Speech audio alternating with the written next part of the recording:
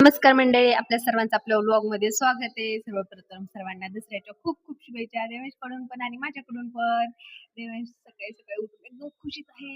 ये चलो चॅम्पियन उठा, आपण दसऱ्याची पूजा करायला जाऊया. आणि खाली गेल्यानंतर खूप गर्दी असल्यामुळे सगळ्यांची पूजाची वगैरे असं चाललेली होती धावपळ. मला आम्ही काही व्हिडिओज वगैरे बनवले नाही, तर आम्ही डायरेक्ट फोटोज वगैरे काढले, देवाची वगैरे पूजा केली.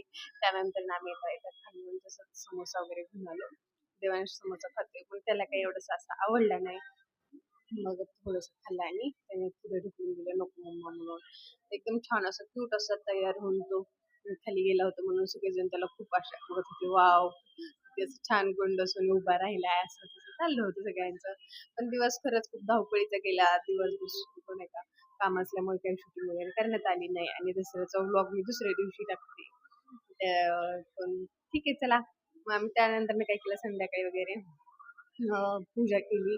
मग देवांशी आपण म्हणजे नाही का, चालीरीती परंपरा काय असतात हे मुलांना माहित होण्यासाठीच खरं तर हे सण उत्सव असतात. म्हणून किंवा घरातल्यांनी सर्वांनी, कुटुंबातले सर्वांनी एकत्र यावं, सगळ्यांनी मिळून मिसळून राहावं, यासाठी प्रसंग असतात किंवा सण असतात. देवांशी पण व्यवस्थित असं छान असं पूजा करत आहे. आम्ही देवांच्या गाड्यांची पण, छोट्या छोट्या गाड्यांची पण पूजा केली.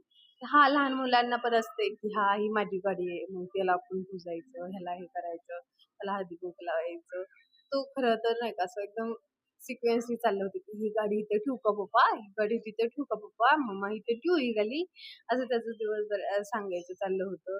आणि खरंच तो खरं खूप खुश होता. म्हणजे नाही का, सण असेल तर मुलांचं किती छान असतं ना, की हा आज सण आहे, नवीन कपडे घालायचे, एन्जॉय करायचा.